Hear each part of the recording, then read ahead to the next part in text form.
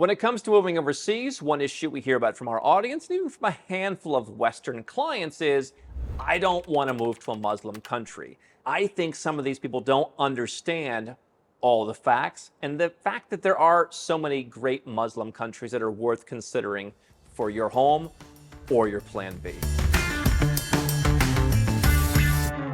And we're going to talk about the truth about Muslim countries using a comment from a gentleman named Jeffrey, who makes a lot of great points about my country of Malaysia, a place where I spend a good amount of my time for the last 11 years.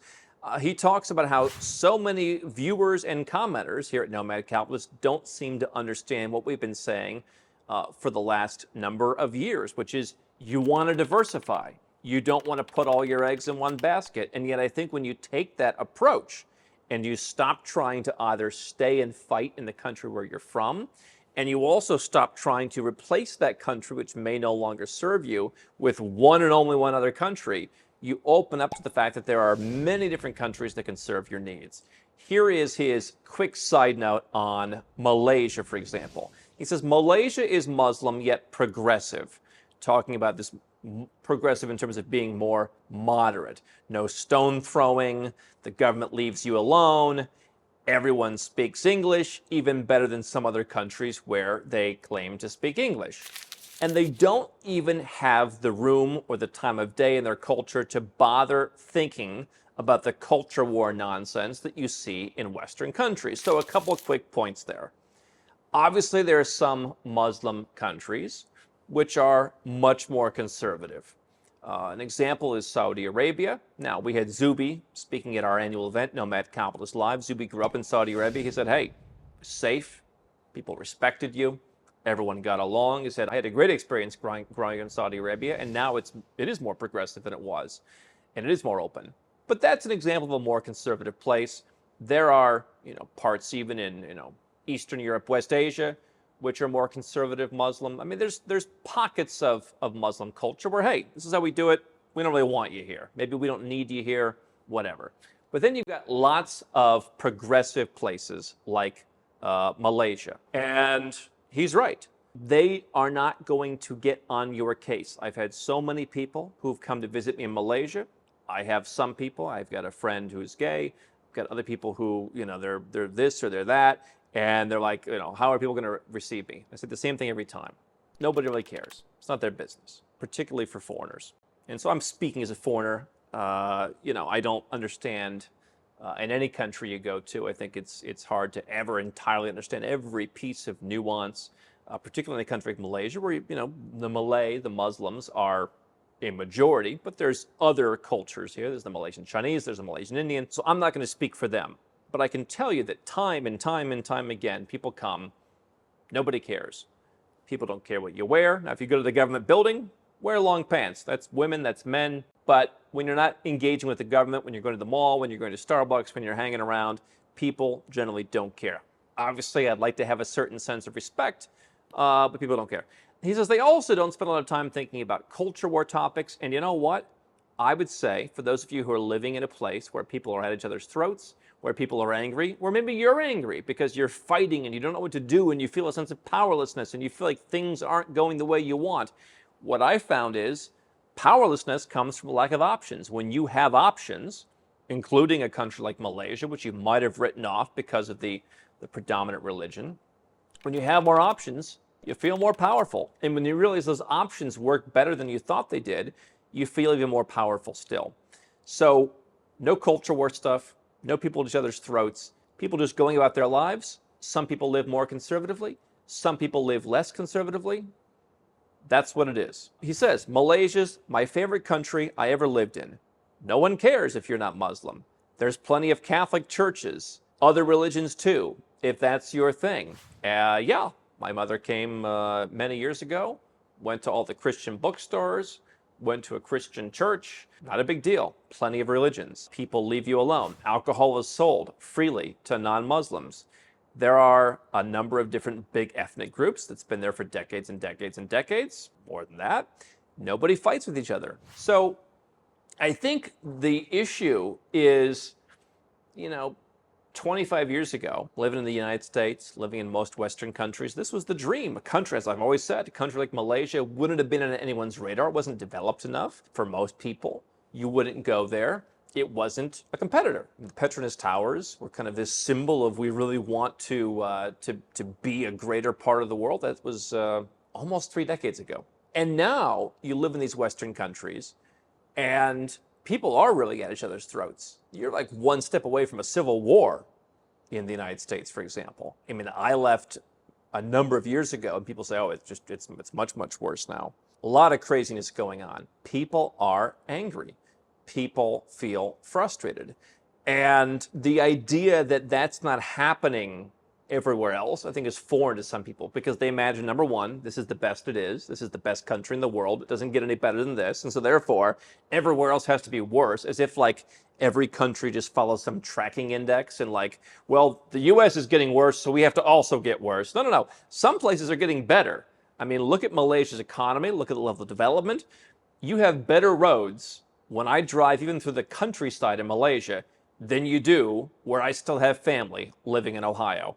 Probably better than a lot of other Western countries as well. And they do it with a much more flexible and low-tax system than you have in those Western countries. Somehow they make it work. But you might think, well, everyone's at each other's throats here. That's just how it works. Did you think that 25 years ago? Isn't it interesting to see how quickly we're just like, well, this is the norm. There's nowhere to go. There's no way to escape. No, there's plenty of countries. Malaysia is just a stand-in for any number of other countries that you wouldn't have considered, perhaps because of the predominant, but not only religion, that you should consider because, yeah, I mean, of course, there's an occasional political disagreement somewhere. I see very, very, very little of it. And if you came, you'd see very little of it also. We have to understand that if your country's in trouble, it doesn't mean every other country is.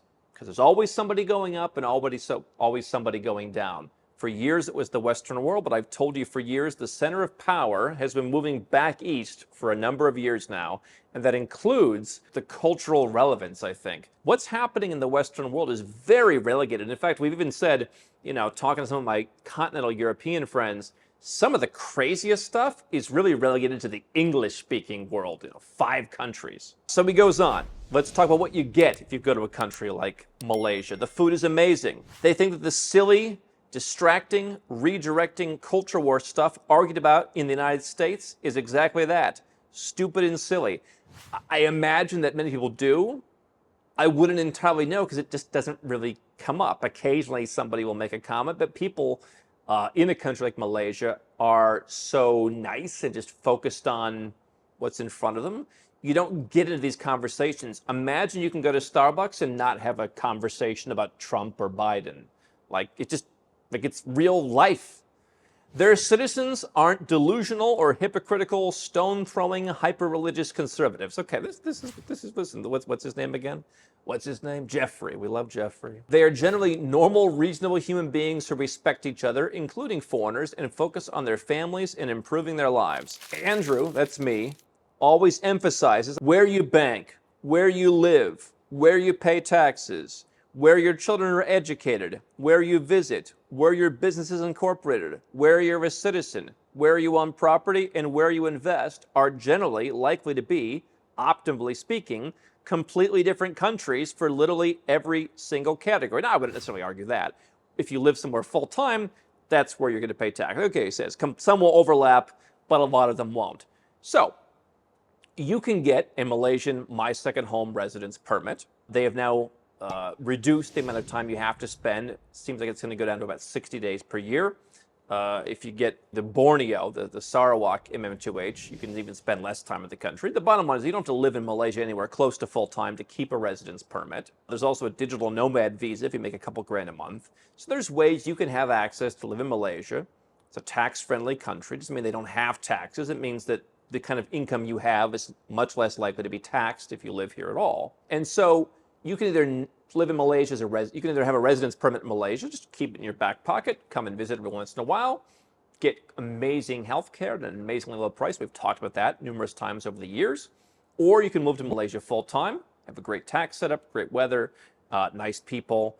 The same thing applies to other Muslim countries. Not all of them, but many of them. And so you want to be diversified. Now, I happen to think that the banks in Malaysia are pretty strong. Let's look at other countries. The UAE, I think the banks there are very strong. I don't think they're very efficient, but I think that they're strong. Bahrain, you can get a residence permit. Banks are strong. And you know what? Those countries are all pretty progressive these days. You go and walk around downtown Dubai and see what people are wearing. It shatters a lot of myths. Bahrain was always a pretty liberal place in the Gulf. You have other places which aren't as good for what we call flag planting. You have Oman, for example, which is a bit more moderate. And so nothing wrong with people having their own beliefs. I mean, certainly there are some countries of any religion where it is more strict. I imagine there's places, some Western countries, where it is relatively strict. But the point is, you can add a quote-unquote Muslim country into your mix. Doesn't mean you have to move everything there. Doesn't mean your business has to run there. Doesn't mean that you send your kids to the local schools. But you can find these countries, and I think you have some of the most welcoming people in them in a place like Malaysia. Indonesia is another one that came up with the Indonesia My Second Home program. Not quite as tax favorable there for everybody, but I mean, you have some very nice people there. And I think, quite frankly, one of my better countries to invest in recent years has been Indonesia.